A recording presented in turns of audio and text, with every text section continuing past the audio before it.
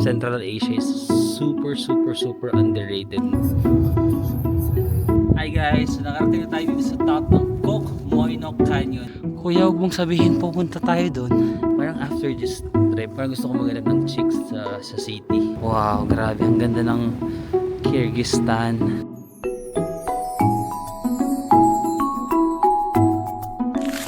Hi guys, welcome back to my channel. So it's our third day dito sa Kyrgyzstan. So ngayon guys, mag-explore naman tayo sa mga lakes and canyons. Kung kahapon, nag-explore tayo sa Snow Mountains, sa Ala Archa National Park, and sa fish restaurants. Ngayon naman, mag-explore tayo sa canyons and lakes. Sa Isikul lakes, and then sa, ano nga bang name ng canyon? Ang canyon is Koh Moinok Canyon. So medyo malayo kasi siya dito sa city niyo. Pwede kayo mag-commute, may bus daw na parang 4 hours. Pero imagine 4 hours papunta doon. Tapos 4 hours, parang 8 hours na yung balikan. Tapos medyo mahirap din kasi i-commute kasi ang lalayo ng mga tourist spots dito. Meron namang Ketik, no? Ketik.kg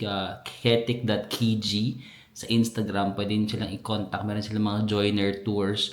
However, hindi kasi everyday yung tour nila sa Isikul. At nasaktuhan na sa pagpunta ko dito sa Kyrgyzstan, wala silang Isikul Lake. Kasi nandito ako Sunday, Monday, Tuesday, Wednesday. Ang Monday tsaka Tuesday, parang wala sila masyadong tours. Parang ang mga tours nila nasa mga Thursday, Friday, Saturday, ganun, Sunday. I will still be availing ng private tour. Yung tour guide ko pa rin kahapon, si Mr. Morat. So, siya pa rin yung ating tour guide ngayon. So, medyo malayo-layo yung biyahe. Sabi niya nga sa akin, kahit matulog daw ako sa biyahe, okay lang. Kasi kagabi, pagkadating namin dito, sabi niya, go, maglakad-lakad ka muna sa city, kahit magpuyat ka, matulog ka na lang bukas kasi mahaba yung biyahe natin. Mahaba na yung biyahe talaga na today. So, medyo matutulog na lang tayo sa biyahe. Pinante ko lang siya. But mag-breakfast lang muna ako dito sa aming kitchen. Ayan. Aming common kitchen. Dito sa hostel. Cozy Hostel Bishkek. Hindi siya cozy hotel, no? Cozy hostel. Magmarites muna tayo. Diba naka-hostel ako dito, shared lang. Okay naman yung hostel, maganda yung higaan. Kaso nung mga madaling araw, siguro mga 12:30 in the morning, yung isa kong ka-roommate, meron siyang kausap sa telepono, tapos nag-aaway sila. Ang lakas ng boses niya, galit na galit siya. Tapos sa isip ko, si kuya, hindi man lang siya lumabas ng kwarto. As in, ako patulog pa lang ako.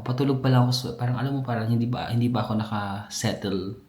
Parang mababaw pala yung tulog ko. Bigla ako nagising kasi may sumisigaw. Tapos mag-aaway sila sa telepono, ganyan. Paano pa kaya yung mga ibang maaga na tulog, baka nagising din sila. Tapos ang tagal ng away nila. Parang 30 minutes sila nag-aaway. Tapos galit na galit siya sa kausap niya sa telephone. Sabi ko, kuya, nasa shared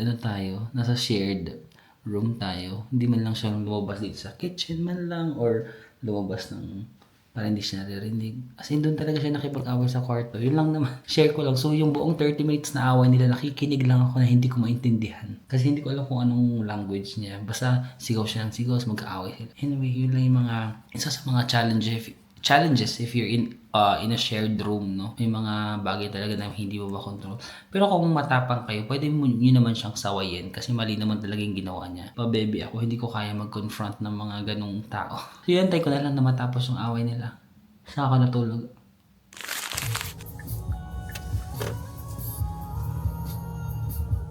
Day 2. Guys, sa mga lakes and canyons naman tayo ngayon. So, ang ganda rin pala ng sunrise dito. Wow. So guys, yung mga bundok na yun, Kazakhstan na daw pala yun. So, tayo nang galing ng last week. Babalik din pala tayo doon. So, magkakalapit lang siya, no? Kalapit siya ng Kazakhstan, tapos kahapon, kalapit siya ng China naman. Yan. Ang ganda ng daan nila. Parang sarap lang mag-drive dito.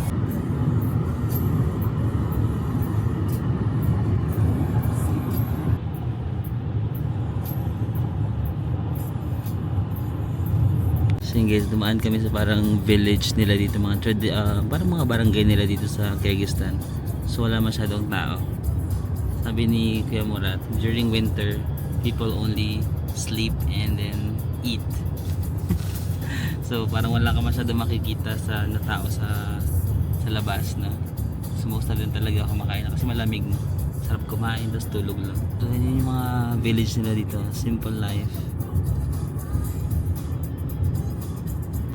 Nababalot sila ng snow.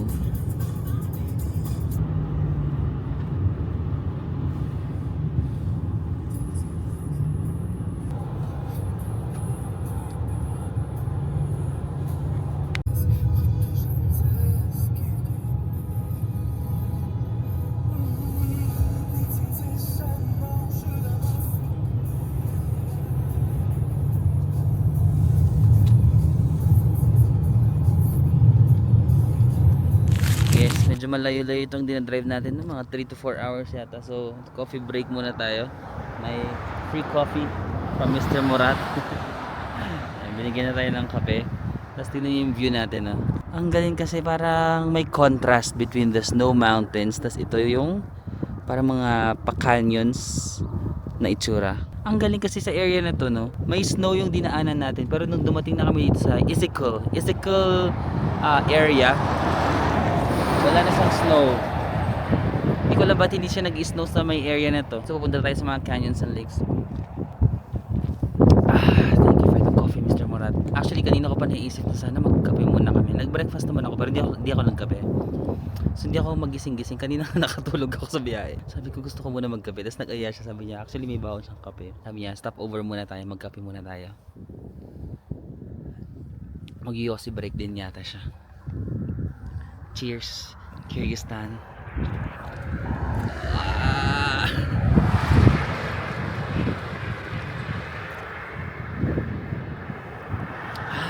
Sarap. Thank you, Lord. Ang si Haring Araw. Bait ito ni Mr. Murat talaga. Like, hindi lang siya like sobrang fluent mag-English, no? Pero grabe yung ang bait niya talaga. Just very soft spoken. Ang soft niya lang Tapos ayun nga, may mga free kape. Kagabi nung umuulan, pinahiram niya ako ng payong. May mga free, ano nga ba yun? Yung apricots. Ang dami yung mga pa-freebies na bigla-bigla ka na lang magugulat. Their update today is December 9 and it's currently -2. Kita niyo ba? Sorry guys. And -2 degrees Celsius. Hawak ko kasing kape. So ang lamig. Walang snow pero kapag bumubuhos yung hangin na tignan mo yung buhok ko, di ba nililipad?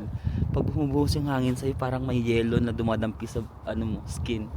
Ayun, ano yan, may mga hill. So sabi ni Kuya Murat, parang nasa boundary na kami ng Kazakhstan and Kyrgyzstan. Kasi kanina habang nagde-drive kami, mga tinuturo siya, sabi niya, that's Kazakhstan village, ganyan. Tapos sabi ko, Kazakhstan na yan? Tapos sabi niya, yeah. Hindi ko lang alam kung tayo pagkakaintindi ko, pero parang feeling ko nasa ano na nga kami. Kasi tinuturo niya yung mga mountains yan. Kazakhstan na daw yung mga mountains na yan. Tapos dito Kyrgyzstan, ganun. So nasa boundary siguro nga. Guys, may mga Chinese car dito. Tapos tinuturo na Mr. Murat, mga taga China daw yun. Tapos sabi ko, pwedeng i-drive yung China from Kyrgyzstan? Pwede daw. So sa Kyrgyzstan, pwede lang kayo mag-drive. Makakapunta na kayo ng China. Guys, if magda-drive na kayo sa China from where we are, 5 hours lang, 300 plus kilometers, makakapasok na kayo sa border ng China. Yan, pinakita lang ni Kuya. No more snow here. Yan. Okay, walang snow dito. Ang weird. Why no snow here? Yeah. It's climate. It's climate. The climate here? Oh, okay. I think may ano talaga siya. May certain climate yung Isikul na hindi siya yung snow hindi na nakakadating. Or maybe because it's surrounded by parang big mountains. So yung mga mountains, yeah, right? Surrounded ng mga snow mountains. So yung mga big mountains, sila yung nakakasagap ng snow. Yung dito sa Isikul, parang hindi na siya naaambunan, ganun. Nasasanggal na ng mga big mountains. Okay, sobrang papasok pala dito guys. So parang feeling ko mahihirapan kayo mag-commute. So mas maganda talaga meron kayong private na sasakyan. Going to the canyons? Okay. Yan, papasok talaga siya guys. So yun guys, di ba nandito kami, we're here. Tapos this is Isikul Lake. And ito na pala yung Almaty, we're so near na. That's Almaty. Wow. Yes, from Almaty. Almaty, okay. Tengo mucho panata. Mm-hmm. 5 hours? No, 5 hours. 1 hour. Ah, just 1 hour? Yes. Oh, rough road lagi. Rough road, pwede lang mo drive papuntang Almaty. Saksaks na talaga. Kaya pala ang layo nung drive namin kasi almost malapit na talaga kami sa Kazakhstan pala. Hindi ko pala marirecommend na i-DIY siya. Parang ang hirap niya i-commute. Kailangan talaga meron kayong private car or parang may tour guide. Kasi ang hirap niyang puntahan. Ang Kyrgyzstan, actually in general ang Kyrgyzstan parang mahirap siyang i-DIY. Kailangan talaga naka-tour kayo o naka-private car. Ang hirap ng daanan. So guys, kinukwento ni Kuya during the war between Russia and Kazakhstan before, marami mga Kazakhs yung nag-migrate dito sa Kyrgyzstan, no? So ang Kazakhstan and Kyrgyzstan, they have the same language. Yung Uzbekistan, a little different, pero yung Kazakhstan at Kyrgyzstan daw talaga, same daw talaga yung language nila. Also, yung culture, the same. The landscape, the mountains, sometimes almost the same. So parang somehow they treat their as one, like Kazakhstan and Kyrgyzstan, somehow they treat themselves as one nation, no? Kasi almost parehas talaga sila, which is totoo naman, parang parehas talaga. Yes, tama nga yung observation ko pagkadating ko sa Kyrgyzstan. Sabi ko parang yung Kyrgyzstan, they look like Kazakh people, no? Tama nga yung sinabi ni Kuya kasi ano daw talaga, parang magkamukha daw talaga yung mga Kazakh and Kyrgyz people. Yung sa Uzbekistan, manonotice ko talaga different yung kanilang face, no? Pero yung Kazakhstan and Kyrgyzstan, tama nga pagkadating ko, sabi ko parang Kazakhstan yung itsura nila. Ay, ang ganda dito.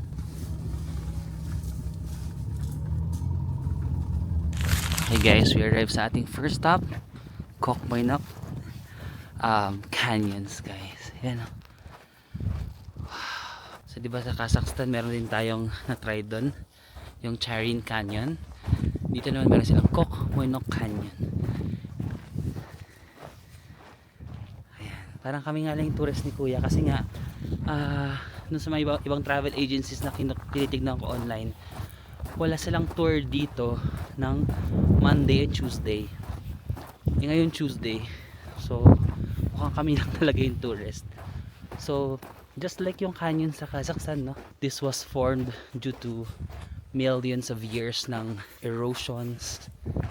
Okay, mga rocks, tingnan mo. So may pa-hiking si Mayor, pero at least wala ng snow, hindi madulas, hindi kaya kahapon na sobrang dulas. Let's go. Wow. So makikita nyo yung kulay niya, medyo brown na reddish na ka-orange. So actually nag-iba-iba daw yung kulay dito. Ang hangin, naririnig niyo ba ako? Depende sa tama ng araw. Pag sunrise or sunset, nag-iba yung kulay niya, depende sa araw. Pero ngayon medyo pa brown siya, no? Pag sunset siguro medyo ma-red or ma-orange. Pero ang ganda, oh. Yun nga lang, may hiking na kasama. So hinihingal na naman ang lolo nyo. So make sure lang na ready kayo sa mga pa-hiking ni Mayor kasi medyo pa-incline ng slight yung lalakaran nyo. But this is a good exercise for us.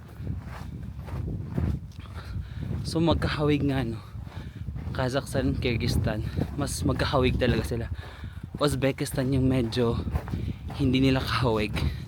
Medyo iba yung vibe sa Uzbekistan. Parang mga mosques, pero may sarili siyang charm. May kakaiba siyang charm din. Itong kasama ko, shy type lang talaga siya, pero kapag walang camera, doon siya nagkukwento. Hindi lang talaga siya sobrang comfortable. Yes, you have something to say, Mr. Morat? You have something to say? Yeah, I thought Mr. Morat has something to say. Saying it's negative 2 degrees. Oh, negative 1. Oh, negative 2. Negative 2. Ang lamig ng hangin. Yan, oh. Ang gandang photo spot dito, oh. Medyo makipot na daan. Ay, ang ganda. Wow. Mas may Sasabihin ko pala sana mas nai-enjoy ko dito kasi walang hangin. Biglang bumuhos yung hangin. Sabi ko mas nai-enjoy ko yung nasa makipot na lugar kasi hindi siya masyadong hinahangin. Kasi natatakpan ako ng mga bato. Pag lumalabas sa yung open area, doon mas masyadong lumalamig kasi yung ampas yung good spot. Okay. Yan, magandang spot daw to sabi ni Sir Murat. Sige, magtitake ako ng photos dito. Okay. Nagdala na lang ako ng tripod para at least makakuha ko yung angle ko. Kasi nahiya din naman ako magpa-picture kay Sir Murat. Pero sinasabihan niya naman ako na take your time lang. If you want to spend more time sa photos, okay lang, antayin kita. Ganun. Ang bait naman niya. Pero yan, nag-tripod na lang ako. Tsaka hindi naman ako, mabilis lang ako mag-picture. Pag may nakita akong isang magandang photo, okay na ako. Like, hindi ako masyadong perfectionist sa mga photos and videos. Wow guys, sa area na to, meron pa palang mga mas matataas na parts. What is it, Mr. Murat? Oh wow! Ang ganda nga dito. Wow, beautiful. Mr. Murat, why are you so strong? You can still hike. mas malakas pa siya sa akin. Because I'm from here. Well, because he's from Kyrgyzstan. Kyrgyz people are strong people.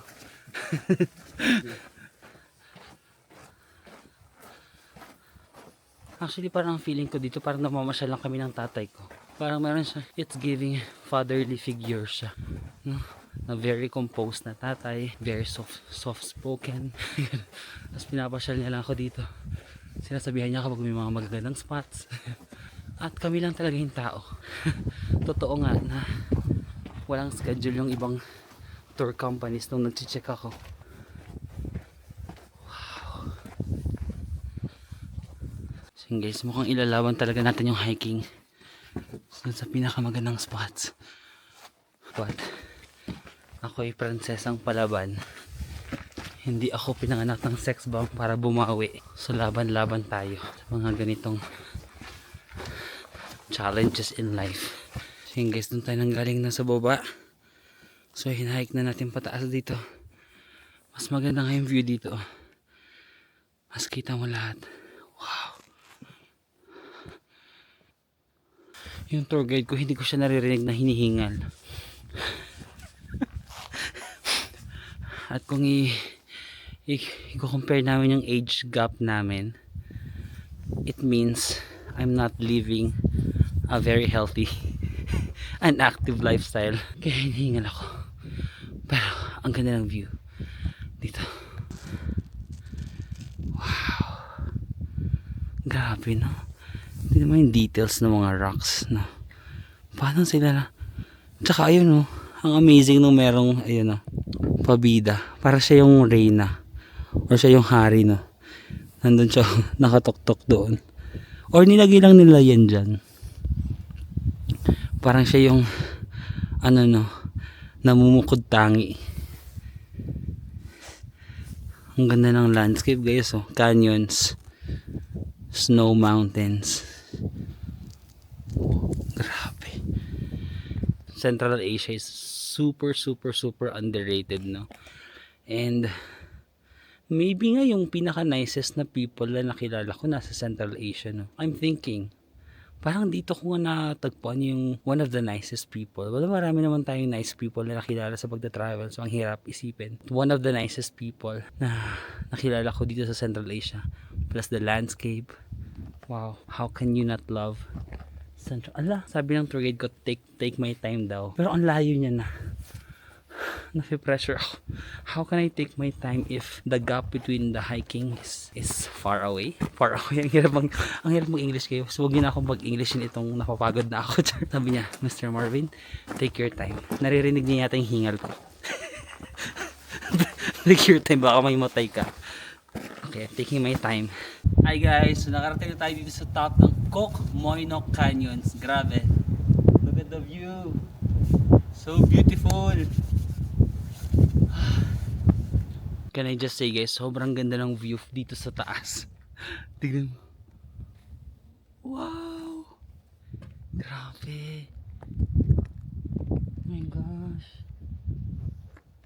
Ang ganda. Yun siya. Hi Mr. Murat. Andun siya sa kabilang side. So guys, hinahike natin. Ayun na si Kuya pataas. Nakaliyatan ni Kuya mga ano ako, mga ano bang mga hiker vlogger, ganun, mga documentary Cara David. Yung akin natin yung Mount Apo, ganun. Hindi niya alam, ang atake ko sa buhay, pabebe lang. I'm up for challenges and I love challenging myself sa laban. Kuya, huwag mong sabihin pupunta tayo doon. Wala akong pinirmahan. Sabi nyo magli-lake lang tayo. Lakes and canyons. Walang sinabi na may hiking na ano, pro hikerist. Let's go. Pag mga winter, yung nababalot daw ng snow dito, like January, February. So may snow pala dito. Hindi lang siya masyado siguro, hindi sobra. Sabi ni Sir Murat, winter or January, February, minsan may mga wolf dito. Ay, mga fox. Ang fox daw hindi naman dangerous, mga yellow fox. Pero may mga paggabi daw minsan may mga black bear and then wolf. Yun daw yung mga dangerous, yung wolf tsaka bear. Ang lakas na yung resistensya ni ano, Mr. Murat. Gusto niya pang umakyat do. Sabi ko, Sir, maawa ka naman sa mga pangarap ko sa buhay. Hindi ko kaya, masyadong steep. Tsaka dito, mas kinakaya ko siya kasi, tingnan nyo, mas kaya ko yung mga ganyan-ganyan kasi may mga patungan ako ng sapatos, ganyan. Tapos dito may mga bato-bato kasi ayan, may mga bato-bato, so hindi ako. Dito kasi, every time tinatry ko yung ganito, ayan, tinatry ko yung sapatos ko, dumudulas kasi may mga pebbles, ayun o. So dumudulas yung mga shoes ko dyan. Kasi parang wala na siyang makapitan ng mga bato-bato. Sabi ko, Sir, hanggang dito na lang. Hindi ka ba ang nagbago? O ako, o tayo? Hanggang dito na lang. Sabi ko, Sir, antayin na lang kita dito. Alam ko na may pinagsamahan tayo sa buhay, pero may mga path na kailangan mong i-take na mag-isa. Hindi ko kaya, dumudulas yung shoes ko eh. Pag dumulas ako, mahuhulog ako dyan. Hindi ko kaya. Yung pagiging adventurous ni Mr. Murat, may dalawa na siyang kids, pero yung resistensya niya parang pang teenager. Paano ma-achieve yan? Sabi ko, Sir, hindi ko kaya. Natatakot ako. Trinay ko dito. Tapos yung unang tapa ko, dumudulas ako. Sabi ko, kung dito pa lang dumudulas na ako, what if dun ako dumulas? No, what if lang, Sir? So sabi ko, hindi na. Inaantay ko na lang siya. Nag-adventure pa siya doon. Parang hindi siya tour guide. Para siyang excited din siya. Alam mo yun? Parang excited din siya mag-hiking. Sabi ko, Sir, dito na lang ako. Tapos antayin ko na lang siya pag pababa na siya. Okay guys, yung pababa naman. Pahirapan na naman yung pababa. Kapit-kapit ka sa mga ganyan. Tapos talon ka doon. Kapit-talon. Physical Asia ang labanan. Para tayo nasa Physical Asia dito. Okay guys, after itong pag-hiking ng sobrang malala na hiking na pang pro level, na-realize ko, lalaki pala talaga ako. May strength, may endurance, yung mga trip ko sa buhay na ganito. I just realized na lalaki ako. Parang after this trip, parang gusto ko maghanap ng chicks sa city. Gusto ko na matapos ng tour na to para, ano yun, I just wanna talk to yung mga babae and then maybe find the love of my life. Parang ito yata talaga yung calling ko. Like yung mga physical activities and hiking. Whew.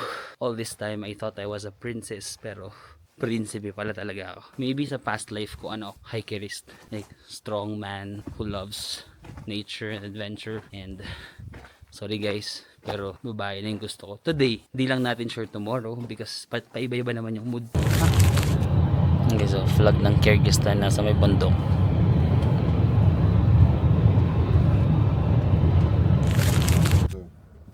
Balokcha City. Okay, let's go. Okay guys, our next stop, Balokcha City. Yeah, it translated daw, it's like fisherman. Yeah, fisherman. May mga snow mountains pa rin dito. Medyo may mga konting leaves pa sila dito. Sabi ni Kuya, this is a very safe city daw and very kind people. Again, off-peak season daw ang winter guys, pero during summer daw, sobrang daming turista dito. From Kazakhstan, Uzbekistan, Azerbaijan, Russia, ganun. Kasi mahilig daw sila mag-swimming. May dagat kasi dyan, no?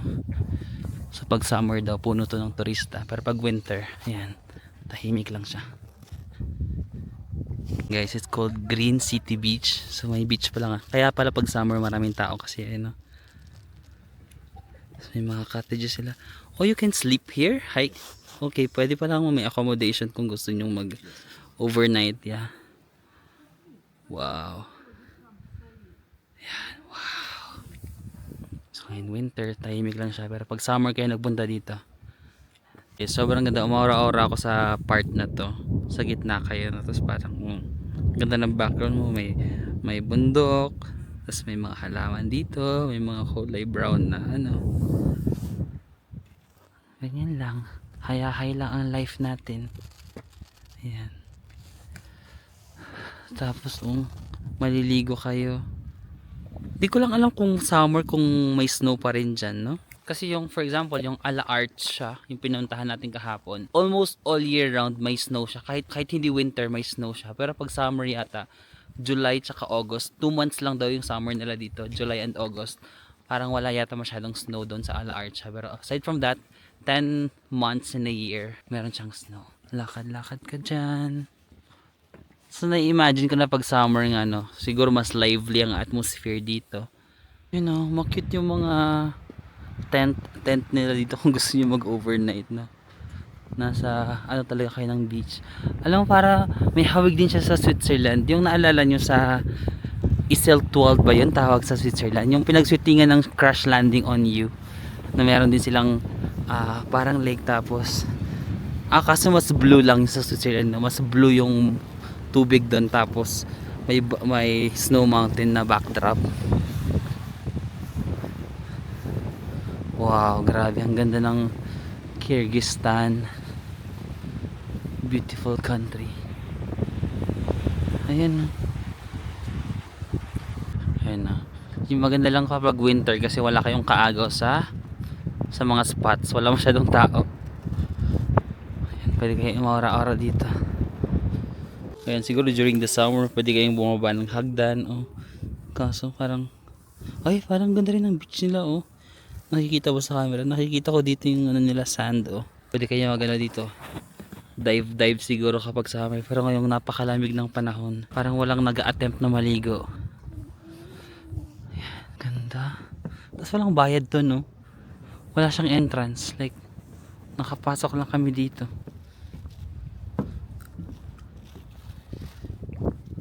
Actually, itong may dagat na area, itong Fisherman Village, no, parang hindi ko to nakikita na nung search ako ng mga itinerary dito. So parang feeling ko recommendation lang to ng tour guide ko. Ay, wow, yung mga isda dito, guys. Look, wow, lalaki nila. Kinakain din kaya yan? Or pang ano lang, aquarium lang, natural aquarium. Ito nang gagaling tubig. Wow. Ay, oo nga. Hindi. Tinatanggal nila yung mga dahon. Nakala ko hinuhuli niya yung isda. Nililinisan niya pala. Ayun guys, chinecheck ko sa Google kung nasan na kami. Akala ko kasi dagat yung nakita natin kanina. Parang lake lang pala. Diba? Andyan tayo. Tapos ito na pala yung Isikul Lake. So yung nakita natin, yun na pala yun. Yun na ba yun? Kasi ang sabi ng tour guide namin, ito daw is yung fisherman city, no? Yung Baka, nakalimutan ko yung sinabi niya. Baka something. I'm not sure kung ito na yung Isikul Lake kasi looking at the map, ito na yung lake. Yung magandang ito. Tapos during summer daw, sabi ni Kuya, 33,000 people minsan sa isang araw, 33,000 people in one day. Yeah, in one day, 33,000 people yung tao dito. Yeah, from Kazakhstan, Uzbekistan, Tajikistan, Azerbaijan, Russia. So, pag nagpapunta kayo dito ng summer, baka mataon nyo yung sobrang daming tao. Oh. Actually, marami pa mga ginagawa mga infrastructure for development. Siguro nire-ready nila for summer in 2026. Na-curious tuloy ako kung ano itsura niya ng summer. Kasi sa Uzbekistan din, may nakilala tayo doon sa Bukhara na sabi niya, come back ng summer kasi maganda dito yung mga dagat. Parang na-curious tuloy ako, ano ba yung itsura ng Central Asia pag summer, no? Try natin kung kakayanin ng schedule ko kung makakabalik tayo ng summer. Kasi na in love talaga ako sa Central Asia. Kung ano yung vibe niya pag summer, no? Kasi pag winter, tahimik, malamig. Siguro pag summer, like lively, maraming tao. Let's try.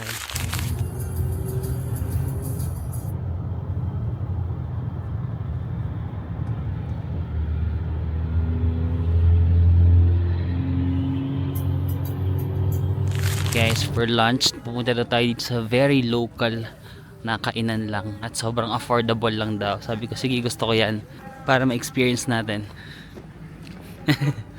ang sobrang local na kainan dito sa isang bayan ng Kyrgyzstan.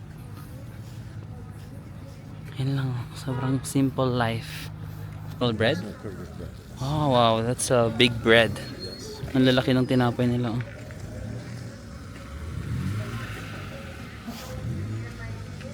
Para tayo na sa isang local na probinsya nila dito sa Kyrgyzstan. Yan, dito tayo kakain. Let's go. Guys, dito tayo kakain sa Kape Maguha Kapeku. Tapos ang nire-recommend ng tour guide ko, itong pangalawa daw, Mazma. Ano kaya yan? Flopo? Mazma. Yan, 320 Kyrgyzstan som. Pero may mga iba pa silang mga pagkain dito. Nag-range lang din around that. Guys, dumating na yung ating black tea and yung bread. Ayan. Let's go. Mr. Morat with me. Hi, sir.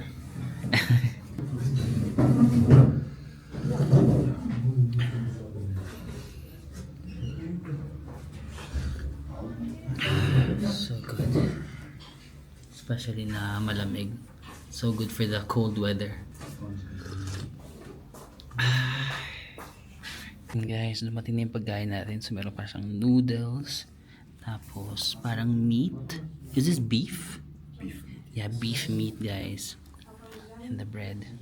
So itong dish na to daw, nag-originate siya sa China. Do we put the here? Yes. Okay, so i-combine natin guys. Let's go. Guys, ibubuhos natin. Let's go. Wow. Bon appétit, Mr. Morat. Mr. Morat.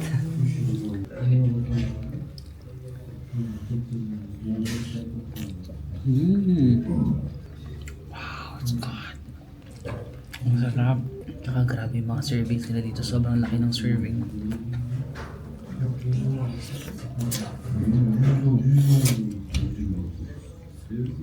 Iniisip ko kung ano ba yung parang kalasa niya na beef. Parang may ganitong luto sa Philippines na dish. Meron siyang mga siguro tomato sauce, may kamatis, ano ba to? Parang pepper, I think, a bell pepper. Tapos may chili. Ang sarap. I love your food recommendations. Yeah. Also the fish yesterday. Yeah. The fish was so good. Yeah. This one also is good. Thank you. Ang sarap. Ang serving. Mabubusog ka talaga dito. Ito naman guys yung traditional bread nila dito sa Kyrgyzstan. Yung nakita nating malaki kanina. Madali lang siyang himayin. Hindi siya yung super tigas. Ayan.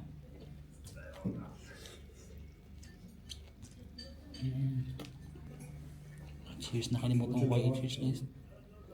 Cheers. Guys, yung mga kotse nila dito medyo oldies no. Ayan no. Para mga German car. Tapos itong road daw na to guys, bago lang daw ito ginagawa yung mga road no. Sabi ng tour guide maganda daw yung president nila ngayon. Inaayos yung mga roads ayun. Ang ganda ng ginawa natin no. Lokal na lokal tayo dito sa parang small village lang nila. Nakita natin ginagawa nila.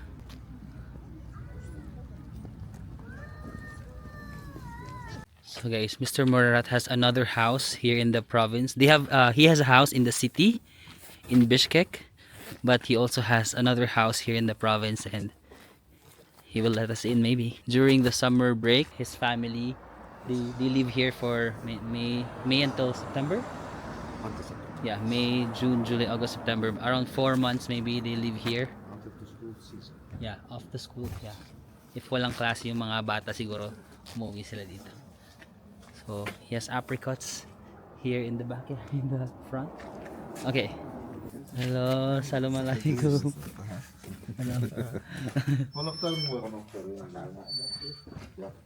Ayan. Kit ng bahay nila. Ayan. So, apricot din yata to.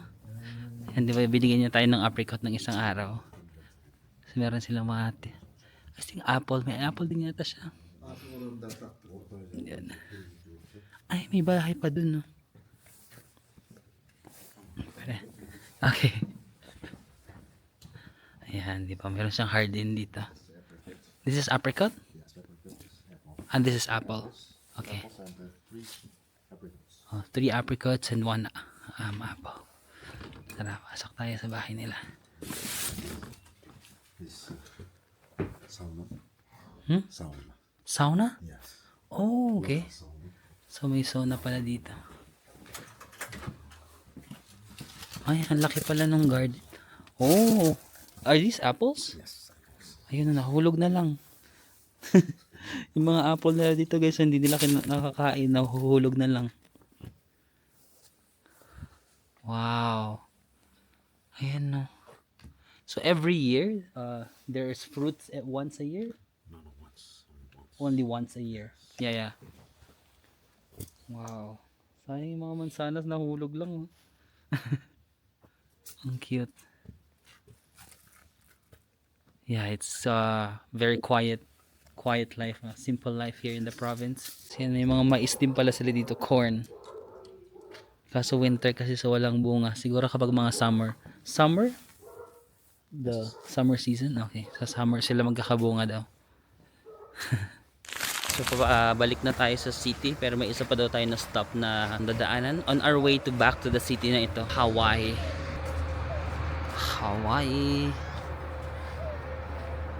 Burana Hotel. So yan, pag summer daw mas marami daw din tao dito. And may screen doon, pinapakita nila yung place during the summer. Pero pag winter, it's a quiet place again. Yan guys, may mga lake. Tapos may mga swan ako nakita dito sa area na to. It's giving Burnham Park. Hindi, joke. Ayan may mga swan doon. Wow. Oo nga, meron ba dyang sakayan ng parang mga boat sa parang Burnham Park? Tas zoo pala yata siya. Ayan, mukhang it's giving zoo vibe. May pa Christmas lights. Siguro kapag gumabi na mas makikita niyo yung Christmas lights. Ayun. Hindi pa kasi siya super gabi. Kasi hindi pa masyadong lumilitaw yung ilaw. But basically, parang may restaurant sila dito. Ayan o. Ay, ang chill din ng atake niya. May mga sila. Robot. Robot ba tawag dyan? Ayan, robot. Ito yung mga flood control project. Pioneer. Charot. Ito parang mga sheep pero black sheep of the family. White ba yan or snow yung niya, nagpapa-white sa kanya. Ay, ang cute naman ng mga animals na to. Rabbit ba yan? Tignan mo yung rabbit nila guys. Parang ang lalaki ng tenga. Tapos ang tataba nila. Sana all. Parang ang dami nilang pagkain, no?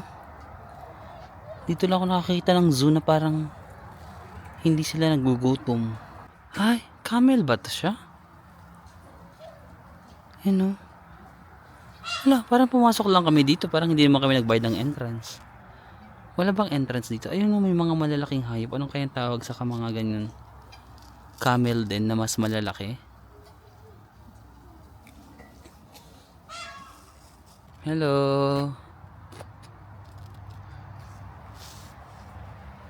Gusto niyang i-open. Gusto niya kasi makipag-banding yata dito sa mga malalaki. Tas Kaso itong mga malalaking camel, parang ayaw nila na makipag-bonding. Sabi nila, pagod na kami sa mga ganyang laro-laro. Gusto na lang namin magpahinga. Ito mga ostrich, wala, laki ng leeg, baka bigla tayong tukain ito. Nagsasign siya na tutukain niya ako. Ang laki ng leeg niya.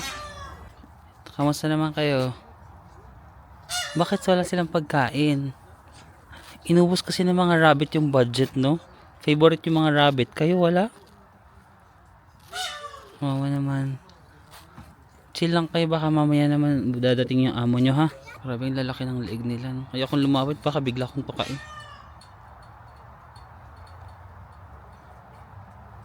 Yung mga mahilig mangope sa klase, no?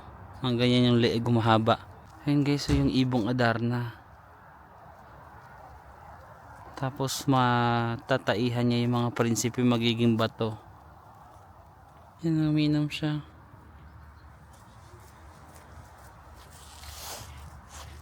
Ay, nagkabati na sila yung dalawa kanina. Nagbabanding na sila yung dalawang camel. Parang tatanda na ng ibang camel, no? Yan guys, in fairness sa mga puno nila dito, oh. Yung mga ilaw. Hindi ko alam kung dahil lang magpapasko or baka all year round to. Usually kasi sineselebrate din nila yung New Year. Kaya nag-iilaw-ilaw sila ng ganito. Wow.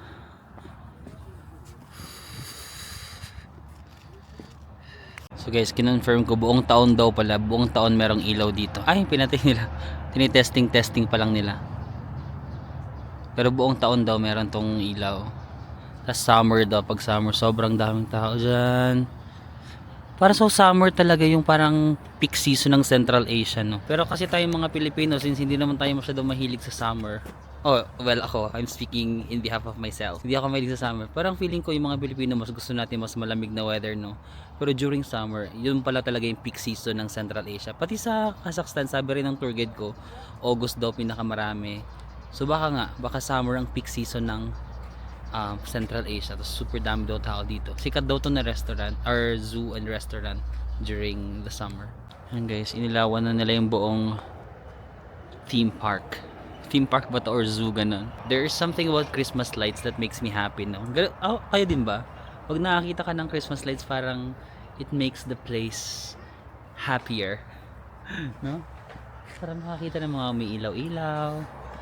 Parang happy vibes, happy spirit na yung Borana Hotel. Kung dyan kayo magche-check-in, no?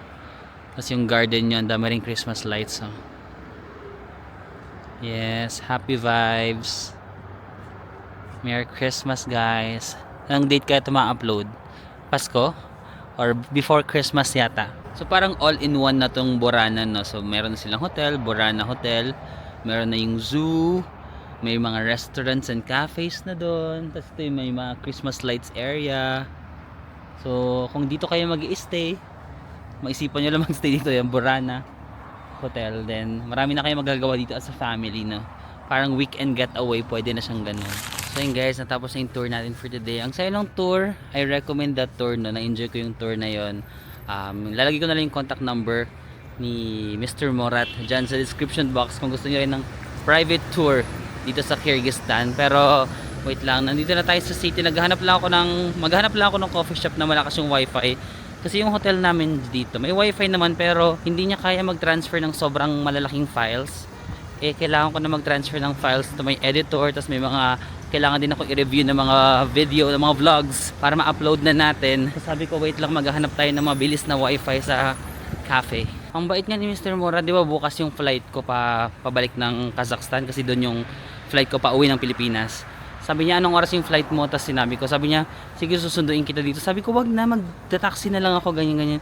Hindi, sabi niya, hindi susundo. Ihahatid niya daw ako pa airport bukas. Pagkadating ko rin dito, sinundo niya ako sa airport. Wala sa usapan namin yun na susunduin niya ako. As in yung tour package lang na private tour. Pero nag-offer siya. So siguro, dadagdagan ko na lang bukas pag nagkita ulit kami. Dagdagan ko na lang ulit yung binayad ko sa kanya. Again, naka-private tour kasi ako. So binayaran ko yung isang buong private tour na. Contact niyo na lang si Mr. Morat kung ano yung parang maganda rin yung cafe na to. Kung ano yung rate na ibibigay niya for you guys. Ako kasi solo traveler, so binigyan niya rin ako ng rate na pang solo traveler, no.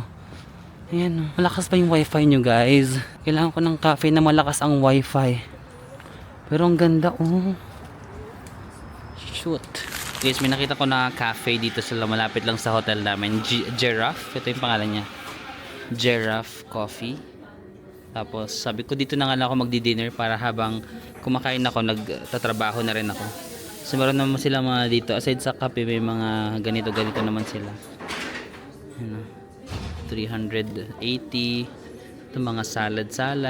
Ang salad nila mga 650. So, not bad na rin. Mga 400 pesos. Pero, kailangan ko magtrabaho dito sa laban na to. Guys, itong na-order natin, shrimp bowl. So, may mga shrimp, may egg, tomato, chips, parang mga pepino, salad, cheesecake for dessert, and hot chocolate while nagtatransfer ako ng files. Ang problema ko kasi 11% na lang yung laptop ko, hindi ko pala na-charge. Wala silang saksakan dito. Ang ginagawa ko, pina-powerbank ko yung laptop hanggang ma-transfer lang yung files ng isang vlog para lang may ma-edit na isang vlog. Ang hirap. Ang bagal kasi ng wifi sa hotel. Go guys! Cheers tayo sa shrimp. Cheers! Ang sarap ng shrimp. No joke. Shrimp siya pero may mga ano nga bang tawag sa ganyang seeds? Yung mga buto-buto. Ang healthy naman ng dinner natin.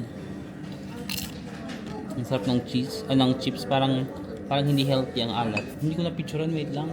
Lagi ko nakakalimutan mag-picture ng pagkain. Speaking of our tour, no, pwede nyo siyang ma-avail nga. Ilalagay ko na lang yung ni Kuya. Medyo nag-struggle lang siya sa pag-i-English, pero naiintindihan ko naman si Kuya Murat. Sabi niya nga, gusto niya mag-aral pa ng lalo na mas English. Naiintindihan niya naman daw, pero hindi niya masalita minsan. Pero kahit hindi kasi siya nakakapagsalita ng English, ramdam mo kasi yung concern niya, ramdam yung puso niya. Alam mo, yung very soft-spoken, parang hindi siya nakakainis na tour guide, parang ganun. Nonchalant nga lang siya. Para ka lang may tatay, ganun. Naaalagaan ka. Ay, may rice pala to. Pero hindi siya rice. Parang ano nga bang tawag dyan? Nasa dulo na ng dila ko. Yung parang healthy na rice. Anong tawag dyan? Nalimutan ko na. Hindi kasi ako kumakain ng ganyang healthy. Ano nga bang tawag dito?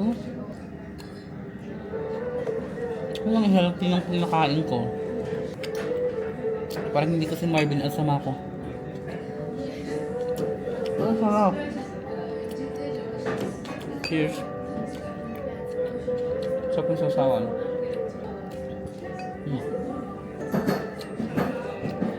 Sorry, nasasarapan ako. Different lasa kasi from the chips, from the hipon, egg. Tapos different texture. Meron mga crunchy itong pipino. Meron itong healthy na kanin. Hindi to kanin, nakalimutan ko talaga yung tawag dyan. Titignan ako ng mga waiter. Akala nila talaga Michelin star reviewer. Ano naman natin guys, New York cheesecake. Ano po na lang tayo kain, no? Serve natin, nag-hiking naman tayo kanina eh. Cheers. Kain ka na maayos ha. Okay, top din. Love it. Yan guys, lakad-lakad lang ulit ako dito sa Bishkek kasi mamimiss ko to. 4 days lang kasi ako dito, 3 nights lang. Parang last night ko na agad ngayon, no? Parang ang bilis ng mga pangyayari. Kulang kasi talaga yung oras ko. Sobrang underrated. Sobrang gandang bansa, pero sobrang underrated. Alam ba natin yung Kyrgyzstan? Kung hindi nga ako nag-research ng Central Asia, hindi ko rin alam yung bansang ito. Hindi ko siya lagi naririnig or wala akong idea about this place. Pero since pupunta ako sa Central Asia, tsaka ako lang siya ni-research. Tapos nung nakikita ko sa video, sabi ko, ang ganda ng lugar. Tapos nung pagpunta ko pa dito, ang ganda talaga niya in person, no? Yung mga rock formations, yung lakes, yung snow, ala Archa, yung snow mountain, city itself. Maganda rin maglakad-lakad. The people, mabait na mga tao. Yung server ko kanina, ang bait na naman. So, sobrang underrated ang Central Asia. Alam mo, parang ang Central Asia, nasa top 3 ko siya. Sa buong mga pinuntahan ko, nahihirapan na ako kasi sobrang malapit siya sa puso ko. Like, nasa top siya. Nasa top siya ng mga favorite destinations ko. Hindi ko na nararumble-rumble na yung ano ba yung top 1, top 2, top 3. Basta sure ako nasa top 3 ang Central Asia. Hindi ko alam kung top 1, top 2, or top 3. Basta nasa top 3 siya. Alam mo yun? Sure ako. Sobrang ganda ng Central Asia. Ang underrated. Mahal lang talaga yung pamasahe from the Philippines. Pero pag nandito na kayo, ang mura lang. Yung sa tour pala namin guys, no, yung tour with Mr. Morat, hindi pa kasama doon yung mga food, hindi pa kasama doon yung mga entrance fees. Pero today wala kaming binayaran na entrance fees, no. Lahat ng mga binisita namin today, puro lang siya libre. Nung kahapon, nung sa Snow Mountain, nag-entrance lang ng 200 som per person. Tapos syempre ini-entrance ko na lang din si Mr. Morat. Tapos pag kumakain ako, syempre ini-include ko na lang siya kasi ang okay naman kung ako lang yung kakain, di ba? Tsaka mura lang naman. For example, kanina yung parang spaghetti, yung noodles na kinain namin, magkano lang yun? Parang 200 pesos kasi 300 plus som eh. So 200 pesos lang siya. So kung dalawa kaming kakain, 400 pesos plus yung mga bread, sabihin mo aabot siya ng 500 pesos. Alam mo yung 500 pesos, dalawa na kayong kumain.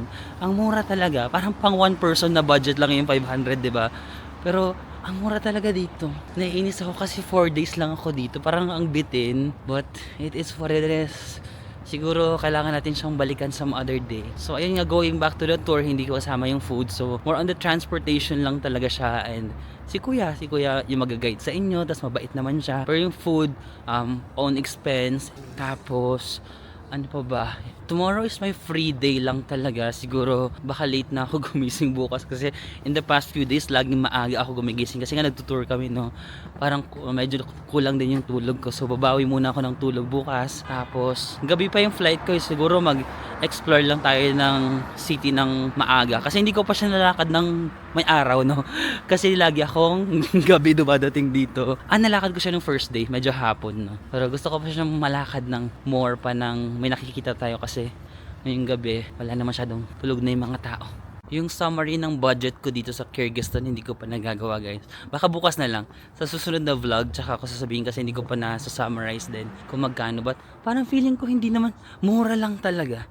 Medyo mahal yung sa akin kasi naka-private tour ako. Pero kung mataon kayo na merong parang joiner tour, then sobrang mura talaga pag nataon kayo. Today kasi, Monday, isipin nyo, alalahanin nyo, kapag Monday tsaka Tuesday, baka Wednesday din, wala masyadong mga joiner tour. Ang mga tour usually nasa ng mga sikat, yung mga Isikolik, parang awan ko, nung nag-check ako nung calendar nila Ketek, walang tour ngayon. So make sure na lang na baka punta kayo dito ng mga Thursday, Friday, Saturday, Sunday, ganun, para mas maraming tour options. Pero aside from that, ang mura ng food, mura yung accommodation, and mabait na mga tao. So ilang naman, no guys, maglalakad-lakad lang ako.